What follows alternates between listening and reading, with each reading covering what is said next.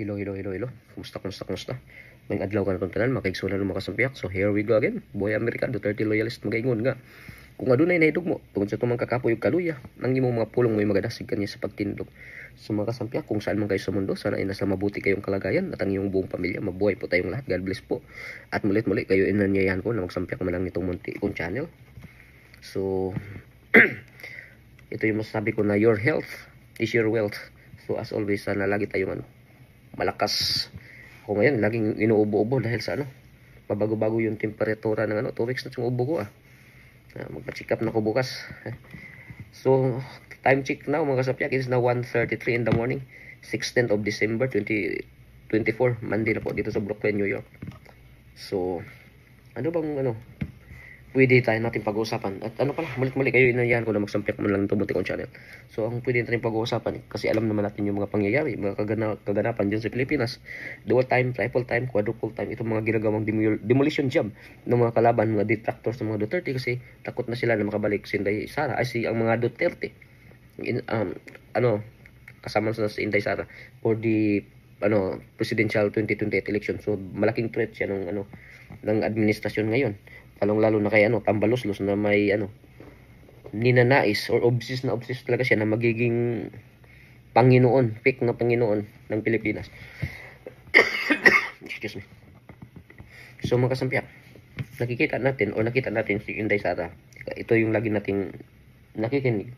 Lagi nating sa every Christmas na about diwa ng Pasko. 'Di ba sinabi ni Inday Sara 'yon? So, tatlo pala yung ano ba yung diwa ng Pasko? 3 P. Itong pagmamahalan, pagkakaisa, pagpapatawaran. Sabi nga ni Inday Sara, hindi siya isasabi lang niya, pero hindi talaga siya makapagpatawad. Yeah. Sa lahat ba naman ng mga ginagawa nila ni Inday Sara at sa pamilya ni Inday Sara, dapat ba silang patawarin? Ganun? So, ito yung tanong ko mga kasampiak. So, pagmamahalan. Kaya ba natin mahalin yung ating mga politiko na tayo mismo ay pinapahamak, ninakawan? Kaya ba natin silang mahalin? Pagkakaisa. Sila mismo hindi nagkakaisa. Yan yung dahilan na gusto nilang ipa-impeach si Inday Sara. Tapos, tayo ding mga supporters, hindi din tayo nagkakaisa. Siyempre, doon tayo sa tama. At itong mga kalaban din, doon din sila sa saan na pinoprotektahan nila mga politikos, doon sila. So, walang pagkakaisa. So, mahirap makipagkaisa doon sa mga mali. Diba? Kung tayo ay nasa tama, hindi talaga tayo pwedeng makapag-isa sa kanila. So, yan yung problema. Pagpapatawaran, kaya ba nating patawarin ang ating mga politiko? Of course, pwede. Kasi kung ang Panginoon ay pwedeng nagpapatawad, how much more us, we people, diba? Magpapatawad din tayo. Pero, may consequences yan, 'di ba? All your actions may consequences yan. So after behind the bars, kung nasa na sila, kasi dapat meron talagang makukulong sa mga ginagawang nakawan ngayon, 'di ba? Sabi ni Inday Sara, hindi siya makapagpatawad. So hopefully once Miss Miss BP Inday Sara, pag ikaw na magiging presidente, ipakulong natin itong mga magnanakaw. Excuse me. Itong mga itong mga mga masasama, itong mga politiko na ninakawan lang tayo, yung tax ng bayan winawaldas nila, at kung saan nila dinadala, dapat may mananagot talaga. So Inday Sara, for once papasayahin mo kami para makabawi naman kami. So alam naman natin, ano ba pwede natin idagdag na pag-usapan talaga, pinaka-main issue talaga, itong PhilHealth. Kasi ito yung laging everyday. Kasi galit na talaga yung mga Pilipino. Everyday ito yung topic. Kahit mga kaibigan ko, lagi kaming nagdebate. May kaibigan ako na talaga pro Duterte siya nung una, tapos ngayon pro Marcos na siya. Sabi ko, bakit ba? Ano ba nangyari? Sabi niya, ang sobrang sama, sobrang kurakot yung mga Duterte. Sabi ko, saan mo yan nalaman? Sabi niya yun, binabalita ng mainstream. Sabi ko, putik na. Yung mainstream, kalaban niya ni Tatay Digong nung panahon niya siyempre, magbabalita yan ng mali. Ganun. At saka bayaran din yan. At saka pagmamayari din yan ng mga oligarch. So, sabi ko, kaya pinano ko siya. Ni-explain ko sa kanya. At eventually, ano pa rin siya, kasi fanatic siya ni BBM, ganun. So sabi niya, hindi na lang daw siya bubuto. Sabi ko, mas mali yan. Pag hindi ka bubuto, may chance na mananalo yung mga kurakot. So instead, pipiliin mo yung tama. Hindi ka lang pwedeng hindi ako bubuto, pareho kurakot, ganun. Mali yan. Dapat magsaliksik ka talaga. Ilagay mo yung tama. Di ba? Ganun yan. So we will go back to PhilHealth issue. 'Di ba sa 2025 budget na ratified na. Ratified means nilagdaan na ng both houses, bicameral yan yung lower at upper chamber sa Congress at saka sa Senate. So ang nangyari, 'di ba, na zeroed yung budget ng PhilHealth, which is the big disaster na ngayon na mangyayari na ngayon. So ngayon, una-una maliit pa yung mga benepisyo ng PhilHealth. Wala silang mga talagang mga services na talaga makasiya-siya sa mga tao, ganun. Malaki naman sana yung pera nila, ganun. Pero ang nangyari, 'di ba? Kinuha yung budget ng yung 90 billion na transfer sa ibang departamento, ganun. At maraming mga drama na nangyari ngayon sa PhilHealth. Tapos ngayon, sinabi pa ni Grispo, dapat parusahan yung PhilHealth. Instead na parusahan mo yung PhilHealth, naparusahan mo yung mga members, lalo na yung mga contributors na shoulder na nila yung mga premium ng mga yung mga PWD, yung mga senior citizen na dati yung nila covered ng subsidy ng government, di ba? So ang nangyari ngayon, pag zero nila ng budget, tapos nagsikan demotion pa si Cynthia Villar, kaya nadismaya din ako kasi din siya sabi niya may pira naman na tapos binalik, ganun, maraming mga istorya, ganun. Kumbaga mali yung diskarte ng gobyerno, mali yung stand nila. Tapos pero pa tayong Senate President na naghaliluya kasi waiter si Boy Kilay, wala, hindi ipinaglaban ang Pilipino, karapatan ng Pilipino, ganun. So ngayon ang nangyayari, instead na yung mga PWD, mga senior citizen, yung premium nila doon yun kinuha, may nakaalat na pira doon sa sa mga syntax, ganun, sa PCSO, sa PAGCOR, di ba? Doon yun kumukuha. Kasi sila, para sila pag nagkakasakit sila, yung makakuha sila ng premium, ganun. So sabi niyang mga senador natin, lalo na si Grispo, sabi may 600 billion na reserve fund yung PhilHealth. Ang problema diyan, yung 600 billion na reserve fund, sa tinatawag na reserve fund, reserve talaga yan for futuristic purposes yan. So ngayon, at sabi nung spokesperson ng yung taga-UP, sino yun, Shilo Magno, sinabi niya na pag tinitingnan daw yung financial documents, makikita daw na kulang daw yung yung reserve fund. Kasi mayroon silang mga financial liabilities, 'di ba? Ang financial liabilities ng insurance na hindi pa nababayaran. So yung kabuuan daw, kahit ibenta mo pa yung asset kasama yung gagamitin mo rin yung 600 billion, kukulangin pa raw. So mali yung ginawa talaga ng gobyerno. Kasi itong gobyerno, like itong PhilHealth, because we are talking about PhilHealth, yung job nitong insurance, dapat may forecast or may predict yung gastusin ng sa future purposes, ganoon. Kasi gumagamit pa sila ng mga mathematician, lahat ng mga scientific methods, scientific data for future purposes, as I said, itong mga gastusin ng hospital, ganoon. So hindi mo yan talaga naka-reserve talaga yan. Kung kaya tinawag yan na reserve fund. Kasi hindi mo man alam kung ilan yung magkakasakit ng mga Pilipino. So dapat meron ka nakalaan na budget na ready na talaga na magagamit diyan. So hindi mo talaga yan gagalawin. So mali yung i-zero mong budget dahil mayroong reserve fund. Noon. Excuse me, tayo? So kasi yung future liabilities ng insurance kinukuha diyan sa reserve fund. Ganun. So ang overall reserve fund, an asset, as I said, not enough talaga. Yan yung sinabi ni Shilo Magno. Excuse me. At sinabi nila yan, surplus funds. Mali talaga, hindi siya surplus funds. Kasi ang surplus funds, iyan yun ang tinatawag na leftover money after all expenses. So ang nangyari ngayon, hindi pa nga nabayaran, may marami pang liabilities itong PhilHealth. So, hindi yan surplus. Yung surplus, ano na yan, exist funds. Palimbawa, nabayaran na lahat. So, yan yung pundo. Ano, parang na, kung ano pa, kung investment pa, yung savings. So, yan yung surplus funds. So, baliktad sa reserve fund. Kasi, ang future goals talaga ng PhilHealth natin, pababain itong, tinatawag na, yung out-pocket expenses ng mga membro or mga sick na, members, ganun. At least man lang 50%. And even more than that. So, kasi yung burden ng mga sick members are too much. That's why subsidy is needed. So, halimbawa dito sa amin, dito sa US, pag nagkasakit kami, covered sa insurance. Maliit lang yung binayaran namin. Kahit sabihin natin 80% or tapos meron pa kaming iba-iba pang mapagkukunan, ganun. Unlike sa atin sa Pilipinas, katulad nung nakita ko nag-post sa Facebook, 130,000 yung bills niya sa yung hospital bill. Tapos yung covered lang, mga nasa 27,000 lang. So pag ikaw yung members nyo, bayad ka ng bayad, tapos 27,000 lang yung covered na ko. Parang baliwala, parang wala lang yung PhilHealth. Kung kaya't kailangan talaga yung yung subsidy ng gobyerno. Kung kaya't mali, as I said, yung tinanggal talaga yung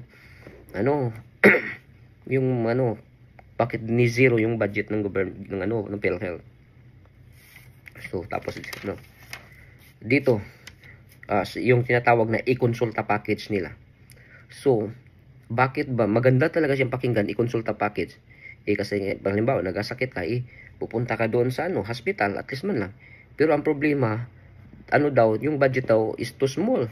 That's the reason why private providers are not coming in, because it's unrealistic. No even affiliated doctors and cannot even implemented. So maganda lang talaga yung pangalan, pero hindi ma-implement kasi walang mga providers, walang pupunta so wala. Tapos yung tinatawag na dito na tayo, yung excise tax. So itong mga syntax law, itong syntax, di ba? So itong syntax law, naka-earmark na ito. Naka-earmark, yung naka-designate na ba, automatic na ba, na from doon, tapos papunta na doon sa sa PhilHealth. So is automatic. So ang dito sa syntax law, di ba, alam naman natin yung mga beverages, sweet beverages, itong mga alcohol, itong mga tobacco.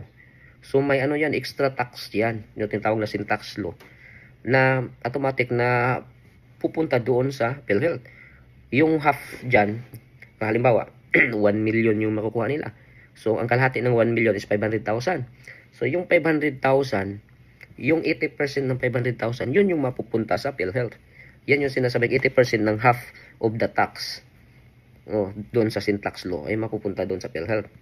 So yung niyan, purpose niyan yung premium pay ng natin, mga PWD, mga senior citizen, na nung sa panahon ni Tatay Digong, may siya binuong na batas na yung tinatawag na Social Insurance Program, yung Universal Healthcare, di ba? Ganon. So ngayon na tinanggal yan, meron talaga yung violation. So unconstitutional talaga yan. Talaga nilabag nila yung syntax law, yung Universal Healthcare system law, ganon. Na para sa pangkalusugan nating mga Pilipino.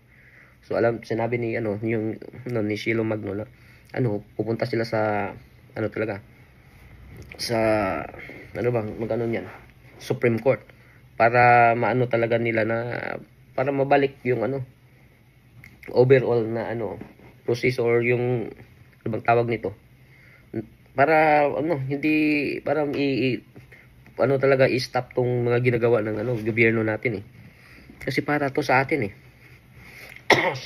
so nilabag nila. So tapos meron pa tayong 50% ng PAGCOR, tapos 40% ng charity fund ng PCSO. Doon din yun, naka-earmark din yun, papunta sa PhilHealth. The purpose is kasi pag may mga catastrophic situation, ba yung tinatawag na catastrophic situation? Halimbawa, kung magkakasakit ka, ganun. Yun yung pinaka big disaster sa atin, yung magkakasakit tayo, wala tayong mapagkukunan. Ibinta pa natin yung mga belongings, yung mga positions natin, like lands, mga sasakyan, sa Bisaya, perinda, mo pa isanla sa Tagalog, ganun. So magano ka pa magutang. So yun yung ano talaga na ano diyan kukunin sa Pagcor, diyan kukunin sa charity sa PCSO. Yun yung purpose niyan. Excuse me. So that is why itong ano health insurance system na created talaga yan. So that is why nung na-created yung insurance system, may design na sources diyan. Kung kaya diyan sila kukuha sa Pagcor, diyan sa PCSO. Yun yung totoo diyan. So, kung kaya lang laki ng pasalamat natin nung panahon ni Tatay Digong na nabuo nila ito. Pero anong ginawa ngayon? They completely destroy this program. Itong mga natin, mga senators natin, mga congresswomen, mga congressmen. So wala, hindi sila para sa bayan. Yun yung totoo diyan.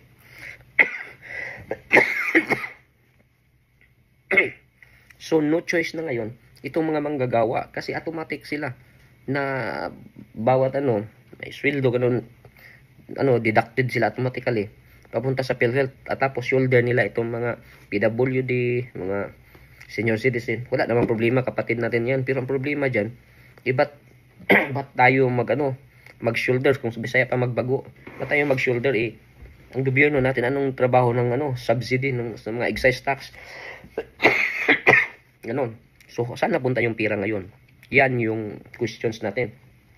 Napunta yun sa mga ibang departamento para sa mga ayuda-ayuda. Ganon. Yun yung problema dyan. So, yung mangyayari yan? Yung premium pay, mas lalo yung tataas.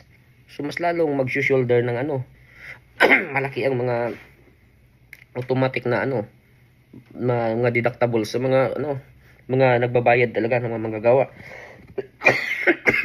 Excuse me.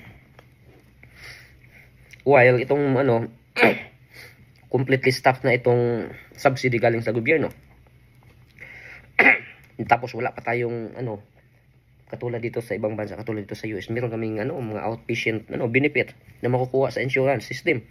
At least man lang meron tayong mga outpatient benefit. Hindi lang na kailangan mo pang magkasakit, kailangan mo pang ma-confine sa hospital, kailangan mo pang magpa-admit para makukuha mo itong benepisyo. At least man lang halimbawa katulad ngayon naubo-ubo, at least man lang pupunta sa clinic ganun para ma-check up. O tapos hindi not feeling well ka, pupunta ka doon for check up, CBC, laboratory ganun.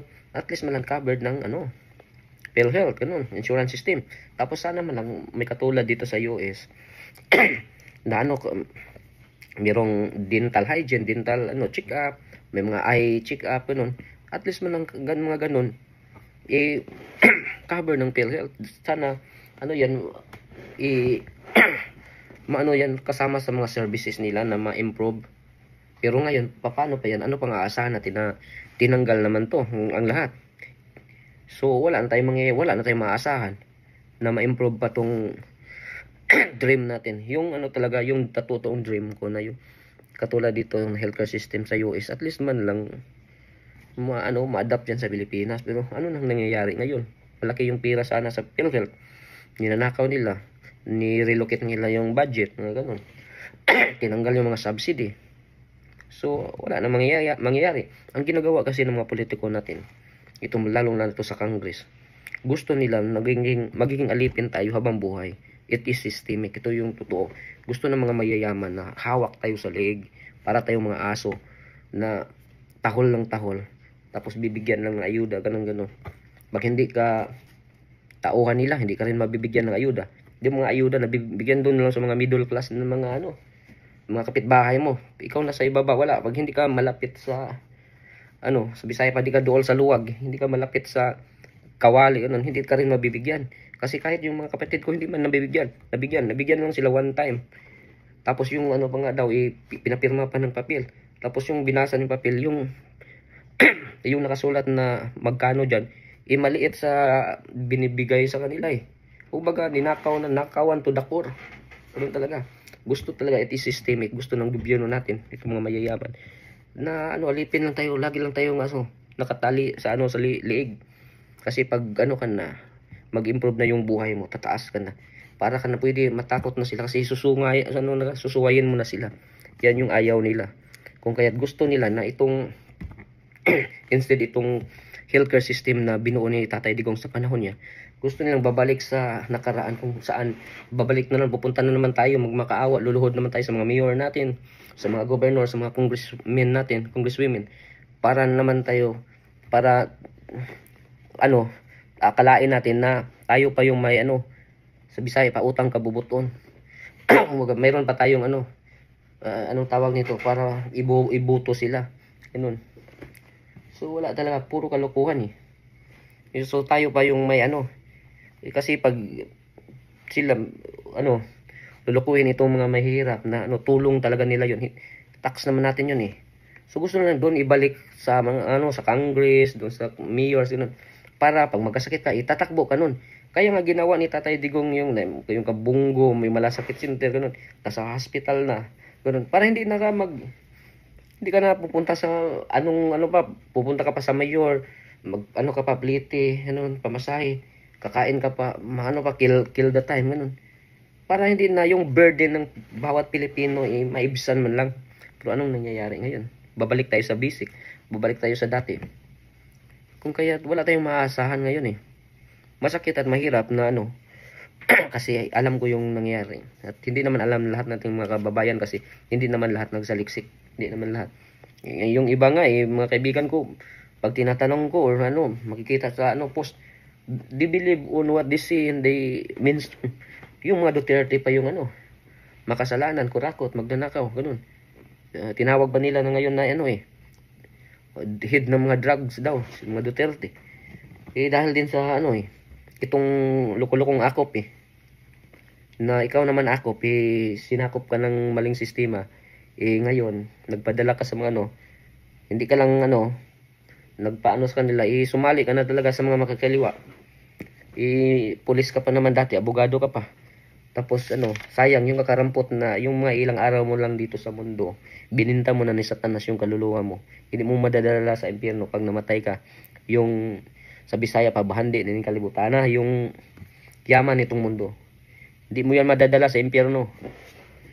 So, wala talaga itong natin. But anyway, Max, hanggang dito lang muna kasi magto 2 o'clock na in the morning. So ito yung lagi ko masasabi na lagi tayong magmamasid. At ipaabot natin sa mga kaibigan natin, mga kapitbahay or whatsoever, ng mga friends natin. Kasi twisted narrative yung mga balita ng ng mga mainstream at mga bayarang social media influencers. So wala. O kahit pa tayo dyan, wilga or whatsoever dyan, wala nang mangyayari kahit lalabas sa kalsada pag hindi natin i-explain sa mga kababayan natin na ito yung mga nangyari, ito yung mga ginagawa nila ng gobyerno natin ngayon Wala silang pakialam kasi mga bangag yan sila at mayayaman sila. Hindi nila mapipil yung burden natin, yung sakit na yung mga dinaanan natin. Kung kaya ganyan sila. Ang totoo lang talaga na nagmamahal sa bayan ng Pilipino ang mga Duterte at yung mga subordinates ng mga Duterte. Lahat naman kumakalaban ng mga Duterte is either addict or magnanakaw. Ganun lang yan. Or both. So anyway, God bless po. Maraming salamat.